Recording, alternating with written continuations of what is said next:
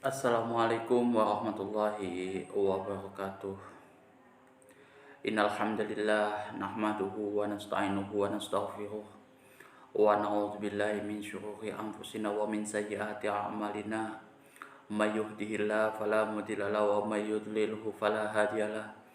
Asyhadu an la ilaha illallah wahdahu la syarikalah wa asyhadu anna Muhammadan abduhu wa rasuluh. Allahumma sholli ala sayyidina Muhammad wa ala ali sayyidina Muhammad kama shallaita ala sayyidina Ibrahim wa ala ali sayyidina Ibrahim wa barik ala sayyidina Muhammad wa ala ali sayyidina Muhammad kama barakta ala sayyidina Ibrahim wa ala ali sayyidina Ibrahim fil alamin innaka Hamidum Majid. Rabbi shrah li sadri wa yassir li amri wahlul 'uqdatam min lisani yafqahu qawli amma ba'du. Hadirin hadirat jamaah kaum muslimin wal muslimat yang dirahmati oleh Allah Subhanahu wa taala. Kali ini saya akan menjelaskan tentang hadis-hadis yang terdapat di dalam kitab Al-Azkar pada bab Fadilatul Adzan. Ini bab nomor 24 yang terdapat di dalam kitab Al-Azkar, bab Fadilatul Adzan. Babu Fadilatil Adzan, bab yang membahas tentang fadilah-fadilah adzan.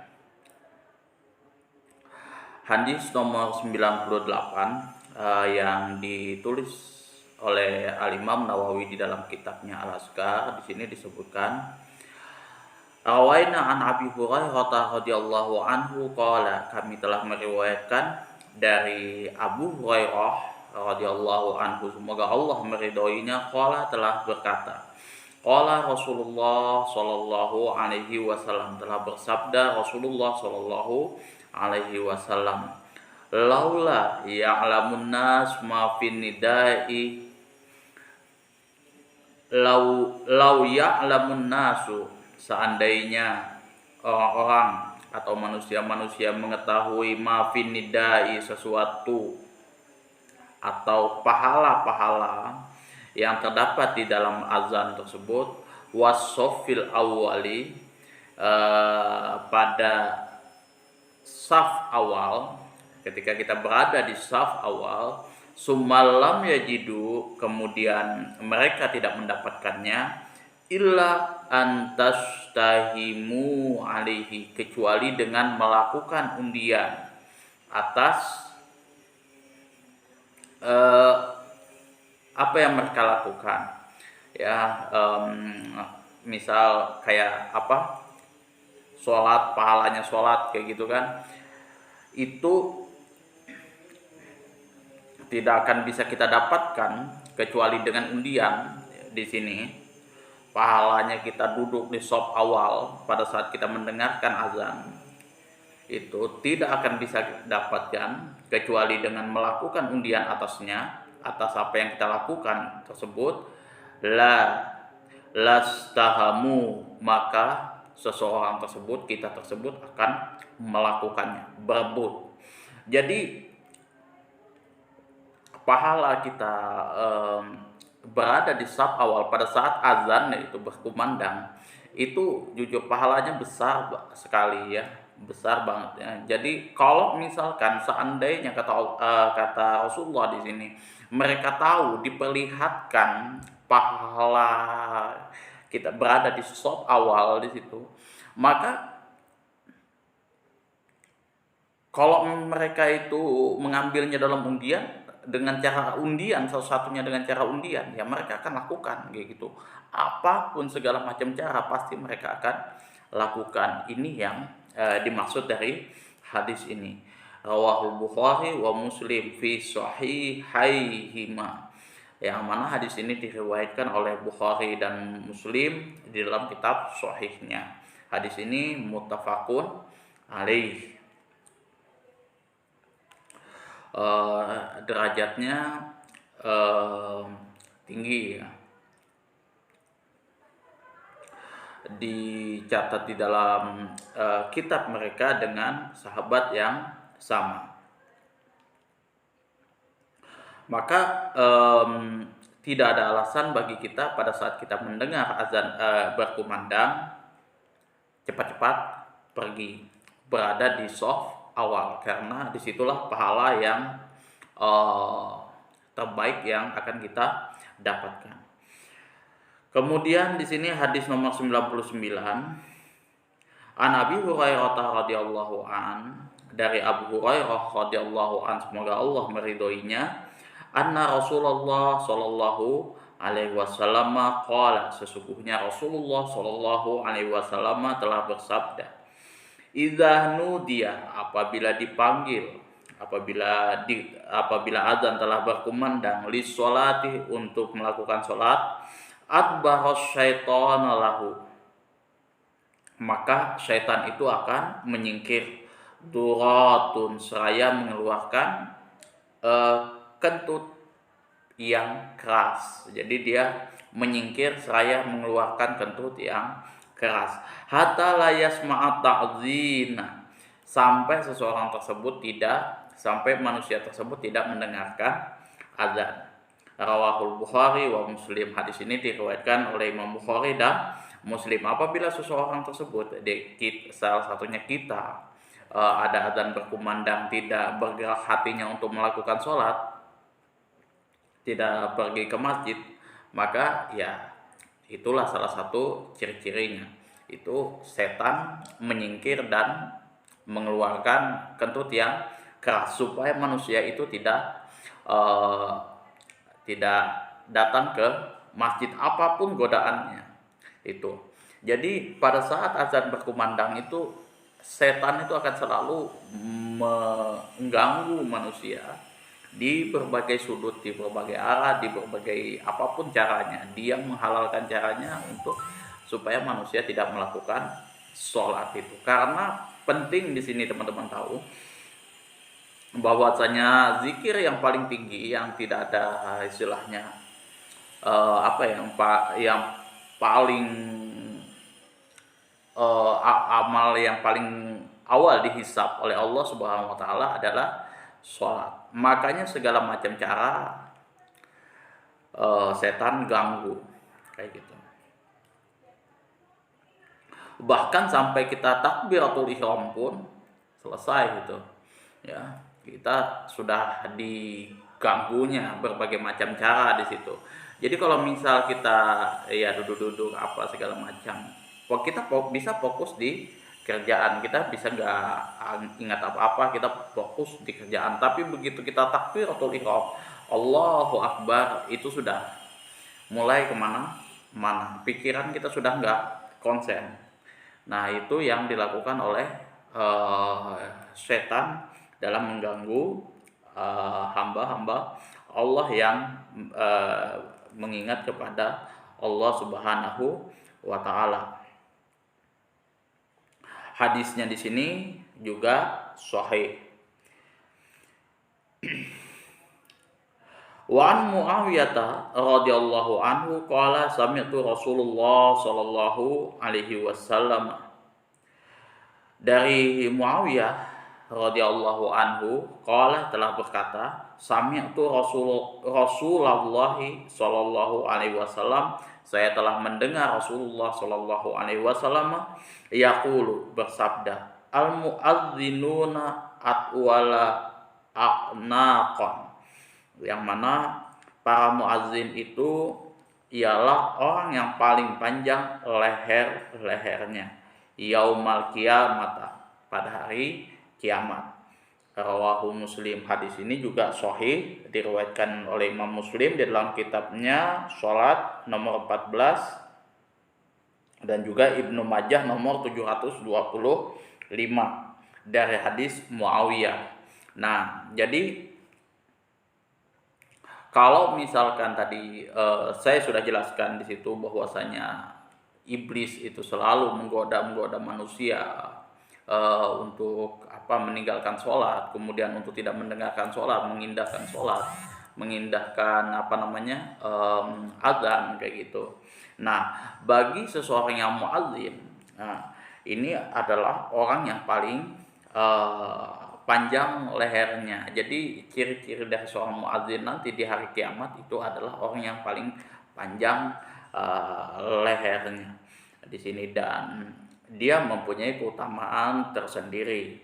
Makanya kalau teman-teman coba istilahnya menggali bagaimana iblis itu bermain, itu teman-teman bisa baca di Talbisu Iblis, itu godaan-godaan tipu daya iblis itu seperti itu ya. Jadi kalau misalkan teman-teman itu istilahnya sering azan di masjid dan lain sebagainya, itu di hari kiamat ya, ciri-cirinya adalah lehernya panjang.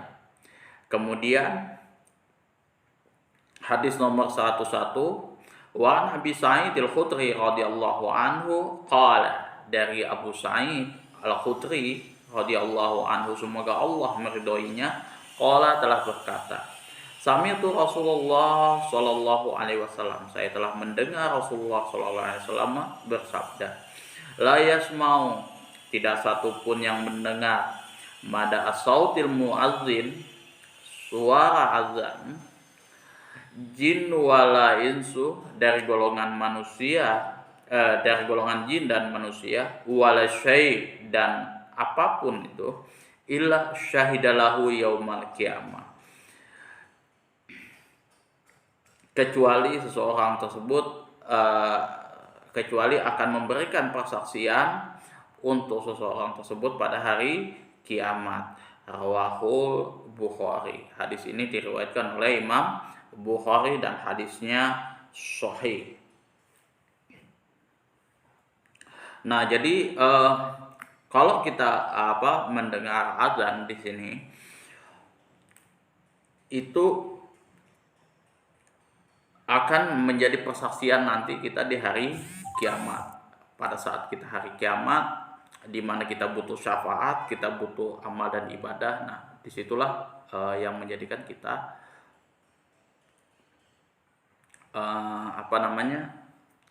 menjadikan kita selamat daripada siksa api neraka.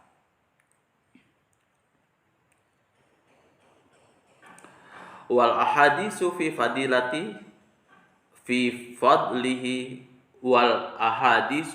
fadlihi kasiratun, dan masih banyak lagi hadis-hadis yang menjelaskan tentang fadilah seperti itu ya, fadilah azan tersebut. Waqtalafa ashabuna, dan teman-teman kami, sahabat-sahabat kami berbeda pendapat fil adzani, tentang keutamaan azan, wal imamati, dan menjadi imam, ayyuhuma, yang manakah dari keduanya, menjadi imam atau menjadi makmum atau menjadi muadzin, ya afdol, yang paling afdol, ala arbaati aujuhin.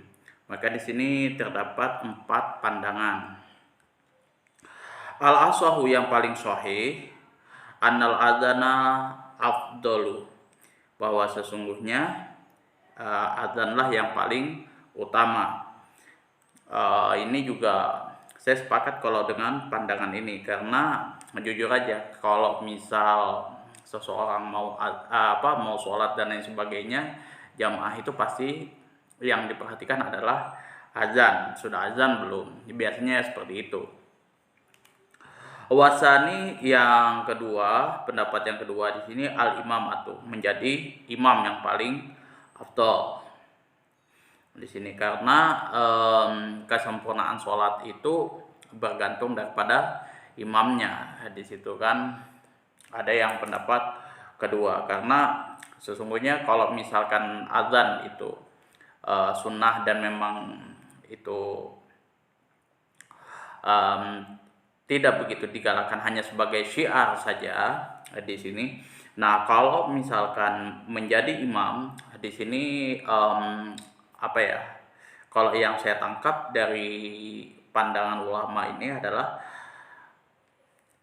sahnya makmum, sholat makmum itu tergantung daripada imamnya, kayak gitu kan, seperti itu. Karena imam semualah yang menanggung dosa-dosa makmum kalau misalkan terjadi kesalahan, kekeliruan seperti itu yang dilakukan oleh makmum.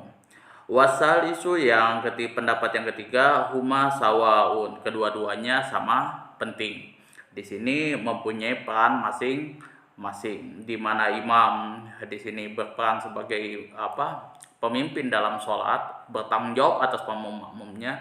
Kalau muadzin itu bertanggung jawab atas orang-orang yang di luar masjid yang ingin mengerjakan sholat seperti itu. Jadi kedua-duanya sama penting. Warabi'u, dan pandangan yang keempat, in alima fi nafsihil qiyamah, jika seseorang tersebut mengetahui, meyakini fi nafsihi pada dirinya, al-qiyamu bihukukil imamah, bisa mendirikan, melaksanakan hak-hak menjadi imam, tajma'a, dan bisa melaksanakan hisolah tanggung jawabnya, fahia abdul, maka menjadi imam itu lebih utama. Jadi kalau misalkan seorang imam tersebut sudah tahu dia hak-hak apa yang mesti dia laksanakan, kemudian tanggung jawabnya seperti apa, maka menjadi imam itulah yang paling utama. Jadi tidak serampangan seperti itu. Wa illa, jika tidak, fal adzanu abdul, maka kalau misalkan imam tersebut tidak bisa memenuhi hak-haknya, tidak bisa melaksanakan hak-haknya, dan tidak bisa melaksanakan tanggung jawabnya, maka di sini adzanlah yang lebih utama. Makanya kalau misalkan adzan itu muadzin itu nanti dibahas di bab selanjutnya, hak-hak apa saja yang mesti dia penuhi, kesunahan-kesunahan apa yang mesti dia penuhi, kemudian juga nanti imam itu seperti apa SOP-nya yang dia mesti kerjakan seperti itu. Babu sifatil adzan, yang nomor 25, bab ke-25, bab yang menjelaskan tentang tata cara azan. I'lam, ketahuilah, anna alfazuhu, sesungguhnya lafaz-lafaz azan tersebut masyhuratun, sudah sangat masyhur. Wa tarji'u indana sunnatun, sedangkan lafaz tarji' yaitu mengulang seperti Allahu Akbar, kemudian asyhadu an la ilaha illallah, asyhadu an la ilaha illallah. Nah, seperti itu sunnatun, hukumnya adalah sunnah. Wa huwa, yakni tarji itu adalah annahu, sesungguhnya tarji itu idza qala bi'ali, jika seseorang tersebut membaca dengan suara yang keras, bi'ali sautihi, dengan suara yang keras, Allahu Akbar, Allahu Akbar, Allahu Akbar, Allahu Akbar, seperti itu. Qala siron, maka muadzin tersebut membaca lirih dengan suara yang lirih, dengan suara yang pelan. Bihaisu yusmi'u nafsahu, sekiranya dirinya bisa mendengar. Waman biqurbihi, dan orang-orang yang di dekatnya. Jadi dia mengulang lagi Allahu Akbar, Allahu Akbar, Allahu Akbar, Allahu Akbar, seperti itu. Kemudian di sini contoh lagi, asyhadu alla ilaha illallah, kemudian asyhadu alla ilaha illallah, kemudian asyhadu anna Muhammadar Rasulullah, asyhadu anna Muhammadar Rasulullah. Nah, kemudian summa ya'udu ilal jahri wa ila is-sauti. Kemudian seseorang tersebut mengulangi dengan lantang, wa ila, dan meninggikan suaranya, fayaqulu, maka dia membaca dengan suara yang lirih juga, asyhadu an la ilaha illallah, asyhadu an la ilaha illallah, wa asyhadu anna Muhammadar Rasulullah, wa asyhadu anna Muhammadar Rasulullah, dengan suara yang lirih. Jadi kalau yang pertama dia lantang, yang kedua dia membaca dengan lirih, mengulangi dengan lirih. Sekiranya yang mendengar itu suara telinganya sendiri dan orang yang ada di sekitarnya.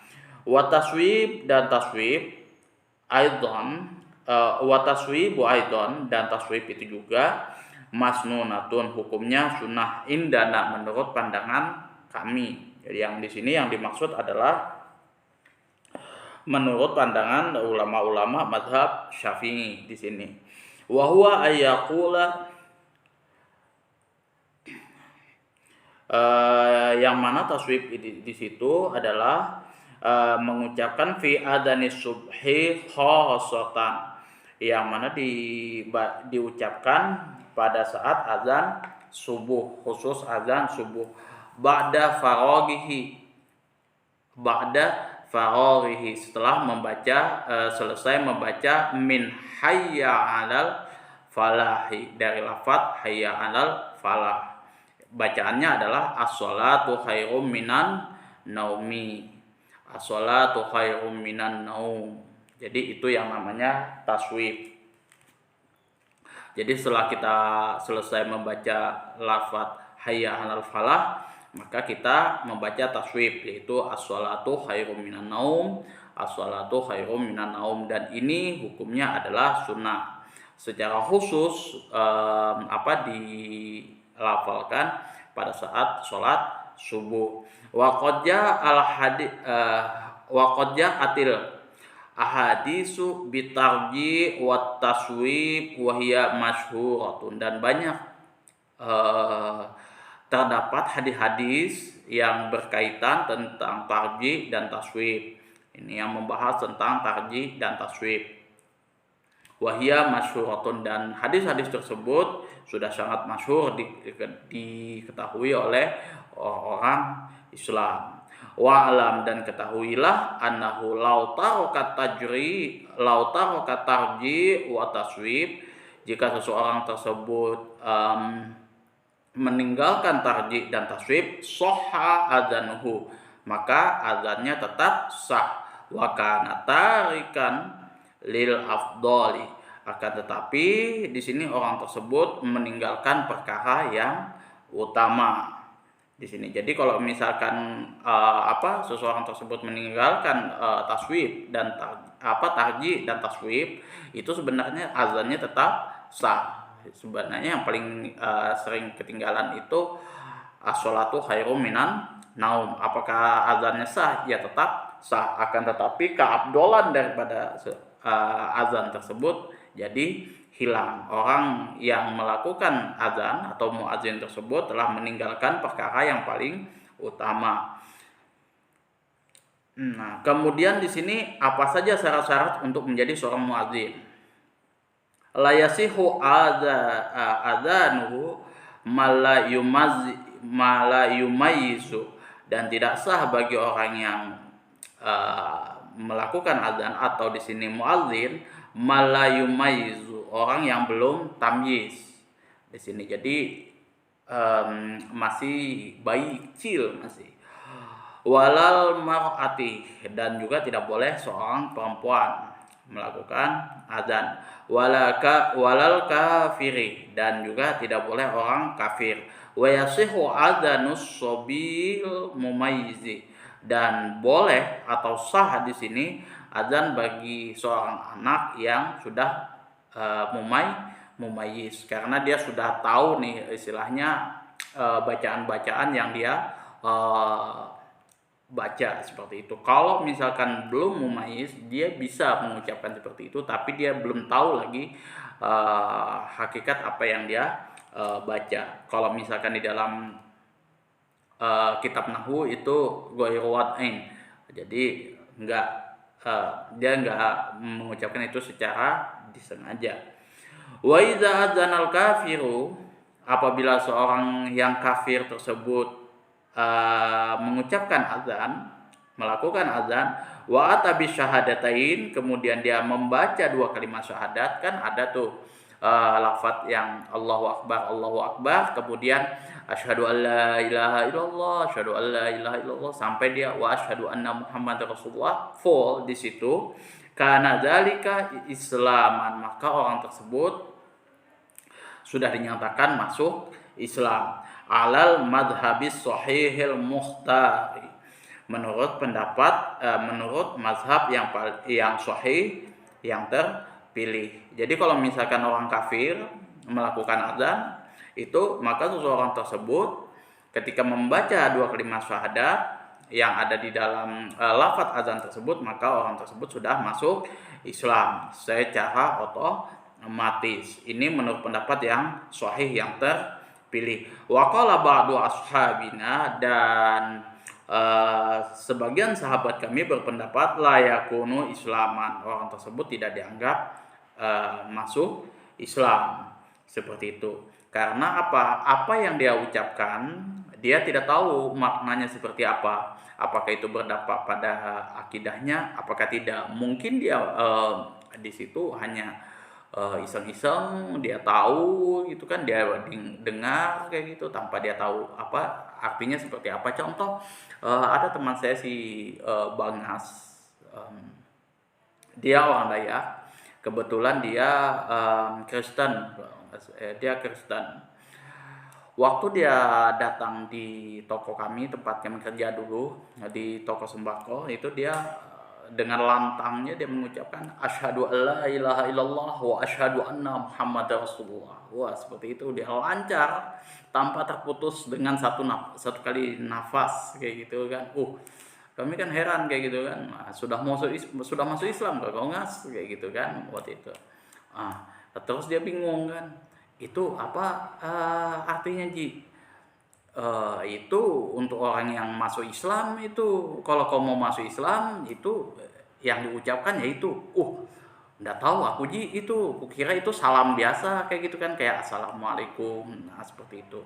Nah, maka ya orang seperti itu bukan dikatakan orang bukan masuk agama Islam. Jadi ya kami sudah kasih tahu itu untuk orang yang masuk Islam, bacaannya 2 kalimat syahadat, dan dia tidak tahu makna sesungguhnya daripada 2 kalimat syahadat, maka orang tersebut tidak dikatakan muslim, seperti itu. Jadi yang namanya mengucapkan 2 kalimat syahadat seperti halnya netizen biasa kayak gitu kan, coki pelan-pelan kayak gitu kan, ikuti kayak gitu kan, asyhadu alla ilaha illallah kayak gitu kan. Orang dijebak kayak gitu ndak bisa gitu. Kalau kita menjebak orang untuk apa masuk Islam kayak gitu, ya istilahnya apa ya, kalau kata orang itu membodohi kayak gitu, ya nggak bisa. Itu orang yang masuk Islam harus betul-betul yakin dengan akidahnya, apa yang dia baca kayak gitu. Nah, kalau misalkan saya pengen betul-betul masuk Islam seperti halnya Deddy Corbuzier, seperti itu, sudah dia mantap, matang, dia mengucapkan 2 kalimat syahadat, maka dia masuk Islam. Tapi kalau memang orang itu tidak tahu apa-apa tentang arti 2 kalimat syahadat, meskipun dia lancar mengucapkan 2 kalimat syahadat, orang tersebut tidak dikatakan Islam. Sebagaimana kalau misalkan kita cek di dalam kitab Sulamut Taufik. Nah, di situ dibahas di situ kan, yang namanya orang yang masuk Islam di situ harus dia mengerjakan mengucapkan dengan lisannya, kemudian mengamalkan dengan perbuatannya, dan meyakini di dalam hatinya, seperti itu. Ketiga-tiganya harus berjalan seimbang.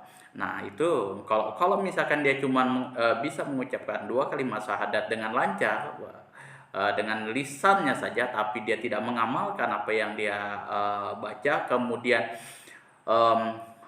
dia tidak meyakini dalam hatinya tentang Allah dan Rasulnya, maka dia belum dikatakan Islam. Itu jadi ketiga-tiganya harus seimbang.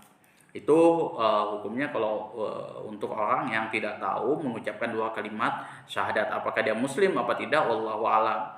Nah, kalau misalkan dia sudah memang betul-betul siap seperti itu, sudah yakin, mantap, pengen masuk Islam, ya itu sudah otomatis masuk Islam, seperti itu.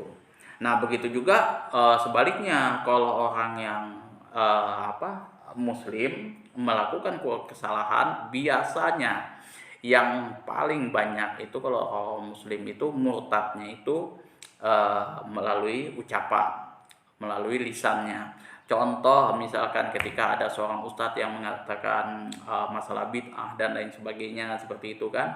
Nah, kemudian ada tuh yang enggak senang kayak gitu kan. Bicara-bicara masalah bid'ah, mending antum naik onta ya kan kayak gitu, nggak usah pakai mobil sok-sokan bicara bid'ah, sok-sokan nyunah kayak gitu kan. Nah itu orang tersebut masuk dalam kategori yang bisa dipertikaikan akidahnya. Maka orang tersebut pada saat mengucapkan kata-kata tersebut sudah kategorinya murtad. Karena apa? Itu sudah melecehkan syariat agama Islam. Nah, melecehkan syariat-syariat agama Islam, mengolok-olok syariat agama Islam itu hukumnya murtad. Itu ada di dalam kitab Sulamut Taufik, di situ dibahas orang yang murtad karena lisannya.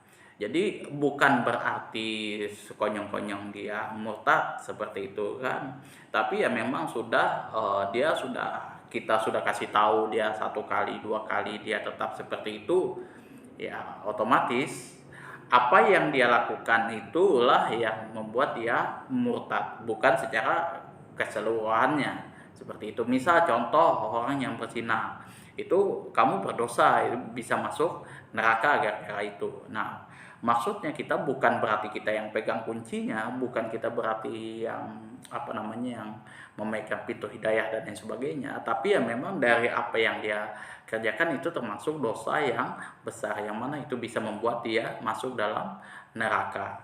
Seperti itu bisa diazab oleh Allah Subhanahu wa taala. Sebatas itu yang bisa kita lakukan. Seperti itu. Kita hanya bisa saling mengingatkan kepada teman kita yang melakukan kesalahan-kesalahan seperti itu. Makanya kalau untuk masalah menjaga lisan di dalam hal ini syariat agama Islam itu perlu dijaga betul. Nah, makanya kalau kami itu berbicara masalah hukum itu yang bertentangan mungkin dengan kebiasaan kami, kebiasaan orang dan lain sebagainya, kami tidak mau straight langsung menentang hukum tersebut. Contoh misalkan hukum musik seperti itu kan, 4 imam mazhab mengatakan musik itu haram. Kita tidak boleh istilahnya menolak pandangan tersebut itu. Jadi dilecehkan dan lain sebagainya gitu kan, terus diadu dengan yang lainnya, itu nggak boleh gitu. Apa maksud antum ngomong-ngomong seperti itu kan, antum kita aja masih seperti ini dan lain sebagainya kayak gitu kan. Nah itu nggak boleh, nggak fair namanya. Kalau misalkan ada ulama yang mengharamkan, ya kita terima itu pandangan daripada 4 ulama mazhab. Nah kalau misalkan kita tidak sepakat, tidak setuju dengan pandangan ulama tersebut, mestinya kita mengambil pandangan ulama lain, seperti halnya Ibnu Hazm misalkan seperti itu tidak ada masalah kalau bagi saya. Intinya jangan langsung menjelekkan pandangan ulama satu dengan yang lainnya itu. Apalagi ya misal misal Wahabi kah, Ustadz Muhammadiyah, NU dan lain sebagainya kayak gitu. Jangan sampai apa yang mereka sampaikan itu kita hina-hina dan lain sebagainya, kita lecehkan. Nah karena apa yang mereka sampaikan itu juga syariat agama Islam yang itu dari Al-Quran dan Sunnah. Kalau misalkan teman-teman nggak suka dengan orangnya, ya nggak usah didengarkan kayak gitu. Tapi kalau antum melecehkan dari apa yang mereka sampaikan, nah itu berbahaya. Akidah kita bisa dipertikaikan itu.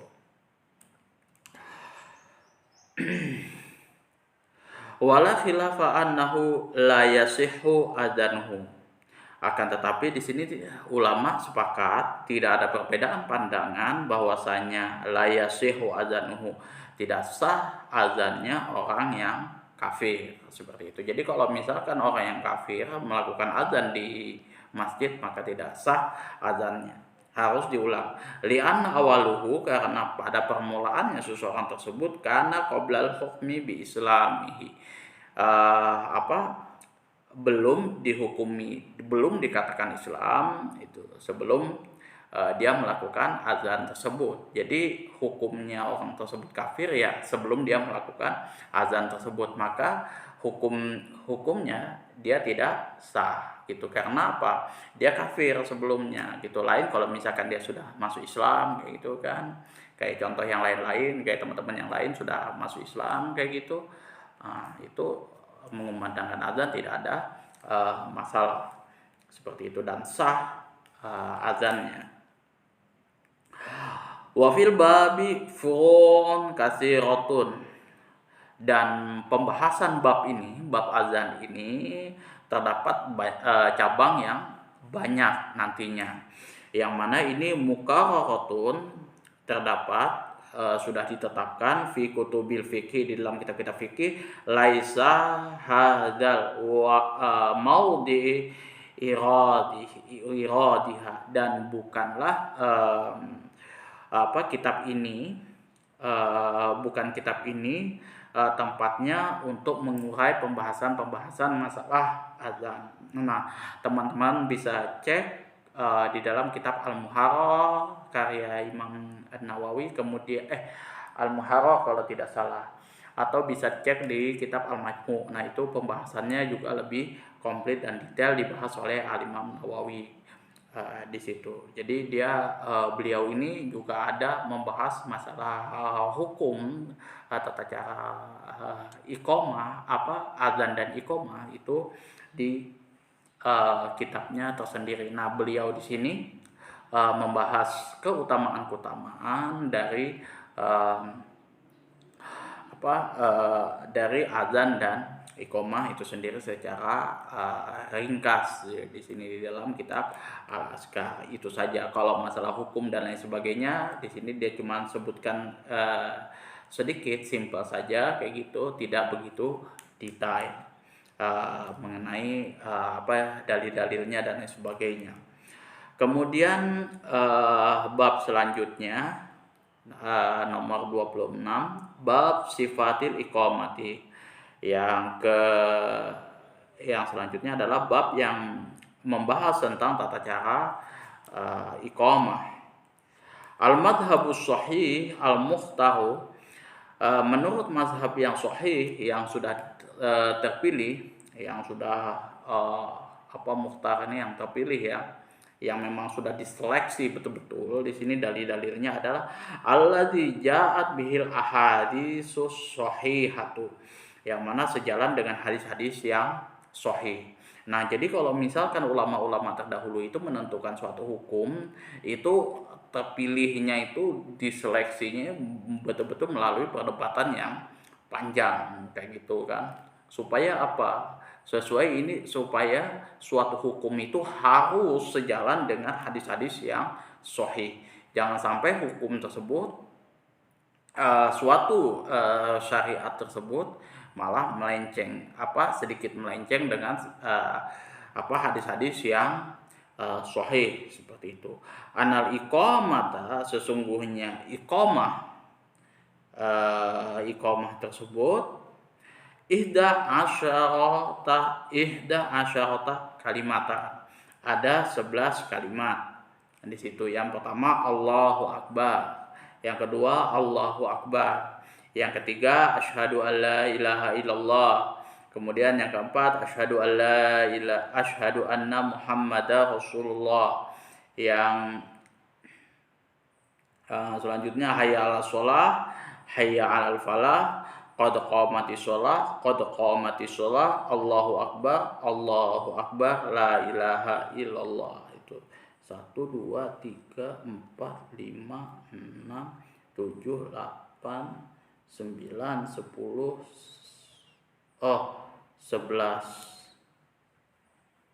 tuh ya.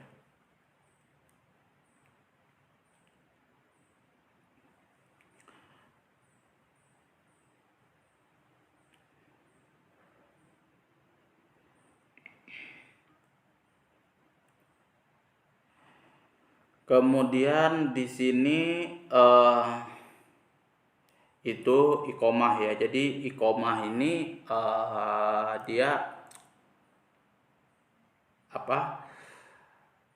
bacaan yang mana ini sebagai tanda bahwa sudah sholat itu sudah mau dilaksanakan. Jadi kalau misalkan azan kita masih di perjalanan, kita masih bisa masih ada waktu lah seperti itu.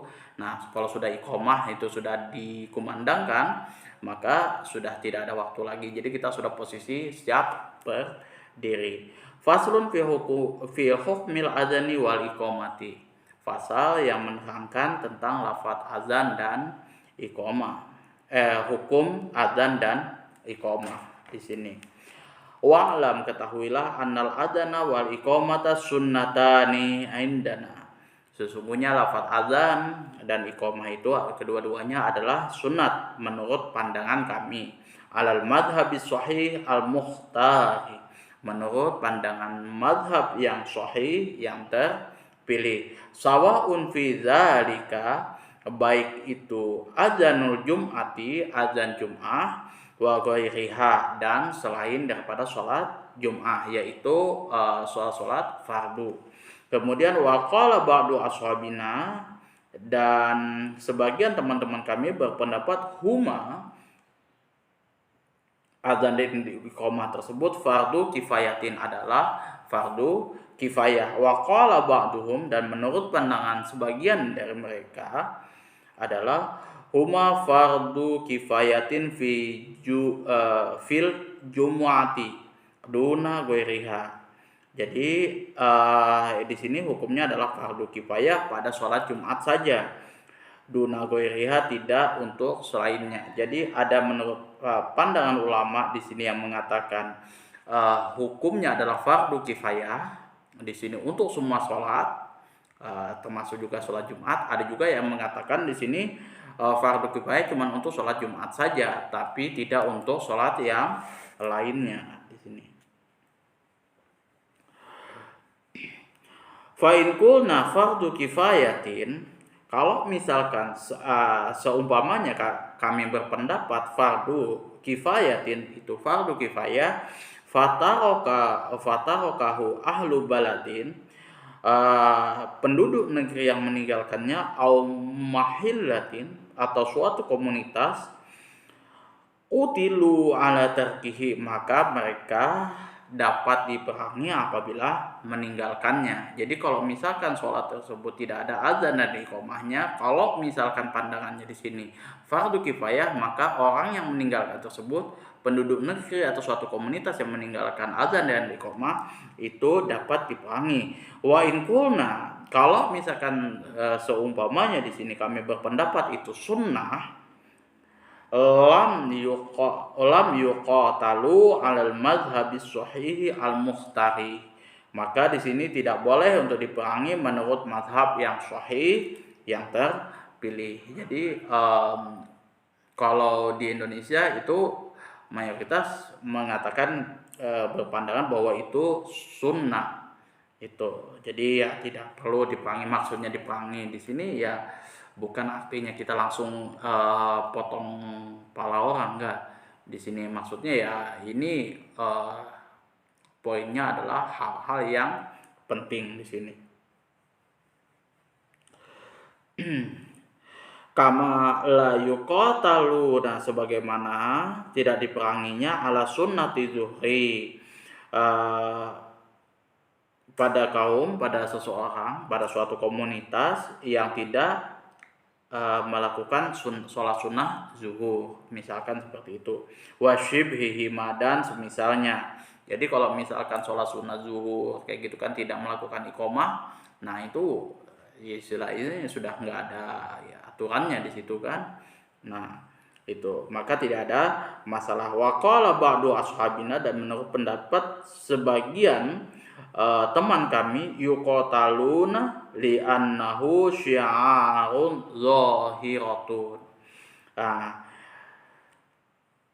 bisa dapat diperangi karena apa? Azan dan iqomah itu merupakan daripada syiar agama Islam, seperti itu. Jadi ada yang menganggap ini penting, fardu kifayah, karena apa? Ini syiar kepada agama Islam. Jadi adanya suatu komunitas, hidupnya sebuah kehidupan orang Islam di suatu negara, di suatu tempat, di suatu daerah, di suatu komunitas, itu dilihat daripada azan dan iqomahnya, kekompakan dia waktu melaksanakan sholat berjamaah. Nah, itu yang dimaksud daripada ulama yang berpandangan bahwa azan dan iqomah itu adalah fardu kifayah, dan apabila seseorang tersebut meninggalkan azan dan iqomahnya dapat diperangi, karena ini azan dan iqomah ini merupakan syiar yang nampak di dalam agama Islam. Itu pandangan-pandangan ulama masalah hukum azan dan iqomah. Yang selanjutnya adalah ini masuk kepada pasal pecahan lagi, furu'nya lagi, fil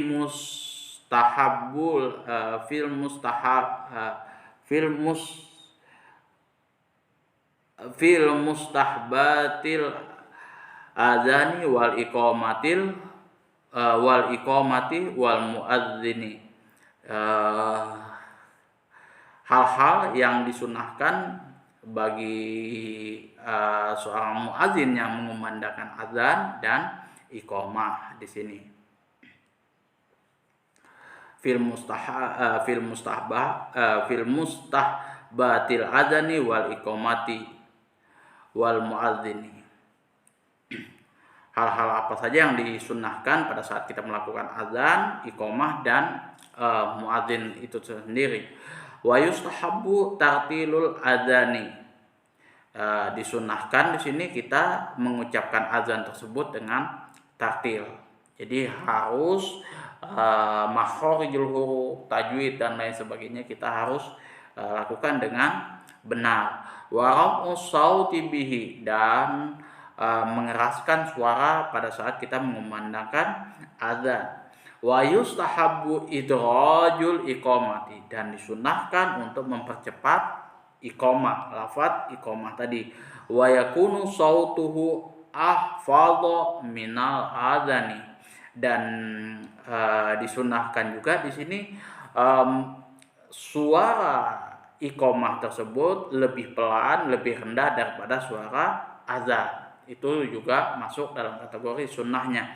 Wa yusahabu ayakunal muadzinu hasanas sauti, dan disunahkan untuk seorang muadzin hasanas sauti, memiliki suara yang bagus. Jangan dicarikan suara yang jelek, apalagi ya yang sudah huzur lah seperti itu kan.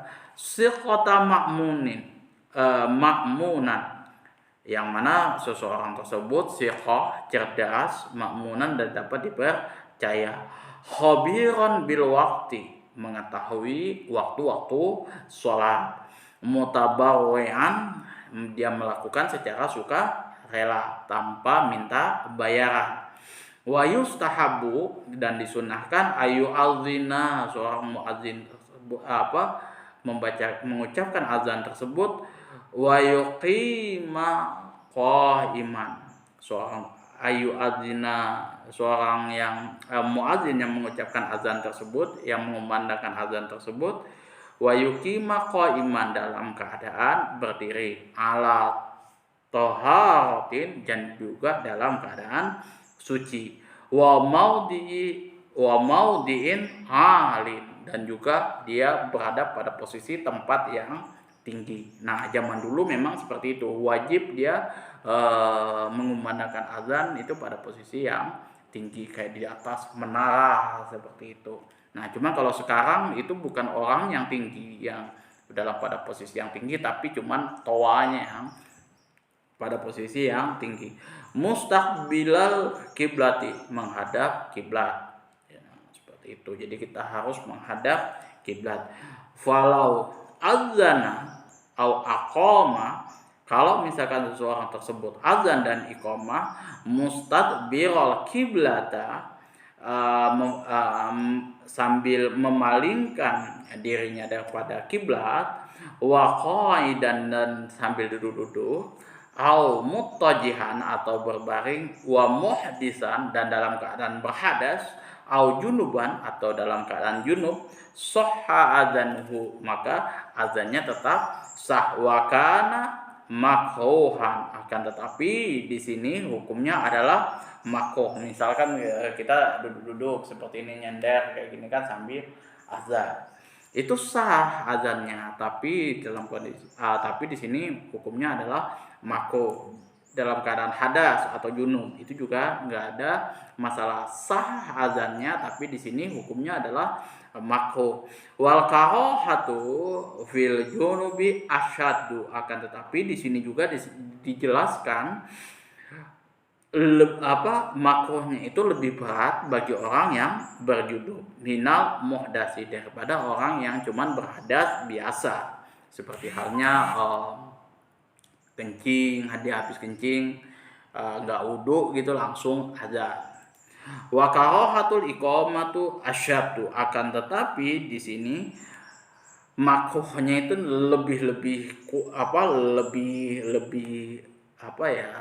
lebih syadid lah kayak gitu, lebih dibenci di sini, yang mana kita melakukan iqamah dalam keadaan junub itu sudah bertaraf haram. Jadi kalau misalkan iqamah dalam keadaan junub itu lebih makruh lagi, bertaraf haram, karena ini sudah masuk pada sudah mau masuk waktu sudah kita mau melaksanakan sholat. Jadi kalau misalkan seseorang tersebut nggak dalam keadaan suci, ya sudah otomatis sudah mendekati kepada haram. Kalau misalkan azan itu kan masih menunggu imam, mungkin masih sah makruh, tapi tidak bertahap ini ya. Tapi kalau sudah iqamah dia masih mau wudu saja, wah itu sudah nggak ada waktu lagi sebenarnya. Orang sudah posisi sudah mau sholat, sudah mendirikan sholat di situ. Biasanya kalau di Indonesia itu di tempat-tempat ini juga yang biasa saya sholat berjamaah, iqamah sudah posisi sudah mau melaksanakan sholat. Nah, ini tadi pembahasan panjang lebar berkenaan tentang azan dan iqamah beserta hukum-hukumnya seperti apa, kayak gitu, sifat-sifatnya, tata caranya, kemudian fadilah-fadilahnya. Di sini kita sudah jelaskan panjang lebar. Nah, nanti pembahasan selanjutnya itu azan yang disyariatkan di dalam agama Islam. Itu pada sholat-sholat apa saja azan yang disyariatkan di situ. Tidak semua sholat di situ ada syariat azannya. Di situ disyariatkan untuk melakukan azan di situ. Kayak misalkan sholat idain, jangan coba-coba teman-teman melakukan azan di 2 sholat idain tersebut, karena itu hukumnya bid'ah di situ. Memang tidak ada salahnya kalau teman-teman melakukan azan di situ, tapi Rasulullah tidak melakukan hal tersebut, maka jangan dilakukan. Nah, disinilah ulama-ulama merinci hukum-hukumnya seperti itu. Itu saja yang dapat saya sampaikan, kurang dan lebihnya saya mohon maaf yang sebesar-besarnya. Apabila ada salah dan khilaf, bisa teman-teman melakukan koreksi secara adil, dan saya bisa diberikan masukan lah kayak gitu. Mungkin ada kata-kata yang kepleset, bacaan-bacaan kitab nggak sesuai dengan nahwu dan shorobnya, itu bisa teman-teman berikan masukan. Atau mungkin ada hadisnya yang terlampau maudhu yang mungkin saya bacakan di sini. Tapi insya Allah saya membacakan sesuai dengan apa yang ada di kitab Al-Azkar. Nanti teman-teman bisa bantu cek dan sebagainya. Kemudian juga saya juga memohon maaf kalau misalkan ada kata-kata saya yang menyinggung hati teman-teman semua, berbeda dari pandangan Ustadz antum semua. Saya mohon maaf yang sebesar-besarnya. Saya hanya menyampaikan berdasarkan apa yang menurut berdasarkan pandangan daripada Imam Nawawi, pengarang daripada kitab Al-Azkar ini. Mungkin ada teman-teman yang berbeda pendapat menggunakan pandangan ulama lain, itu silahkan ya, teman-teman bisa sampaikan, atau mungkin ini juga nggak ada masalah. Nah, perbedaan pandangan ini juga sudah lumrah terjadi, baik itu Imam Rafi'i dengan Imam Nawawi kayak gitu, Imam Syafi'i dengan Imam Syafi'inya sendiri, ya kan. Imam Syafi'i juga mengkoreksi pandangan dia, mulai dari qaul qadim menjadi qaul jadid seperti itu.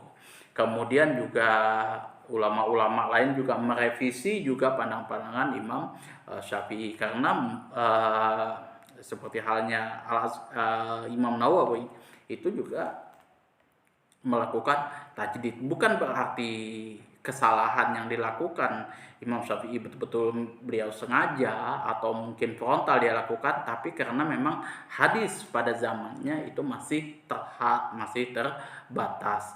Nah, apa yang dia temukan sahih lah, itulah yang menjadi pandangan fikih beliau, yang menjadi rujukan beliau. Nah, setelahnya itu sudah pembukuan hadis sudah lumayan bagus, sudah lumayan banyak, sudah mulai detail, rinci kayak gitu. Teknologinya juga mungkin sudah memadai kayak gitu. Nah, maka hukumnya pun juga berubah, mulai ada perubahan lagi, mulai ada tajdid lagi di situ. Nah, itu yang terjadi. Bukan berarti itu tidak tidak sinkron ya, tidak ya istilahnya, uh, tidak komitmen gitu, enggak gitu. Tapi dia mentarjih mana-mana pandangan yang paling kuat. Itu saja, akhirul kalam, wabillahi taufiq wal hidayah. Assalamualaikum warahmatullahi wabarakatuh.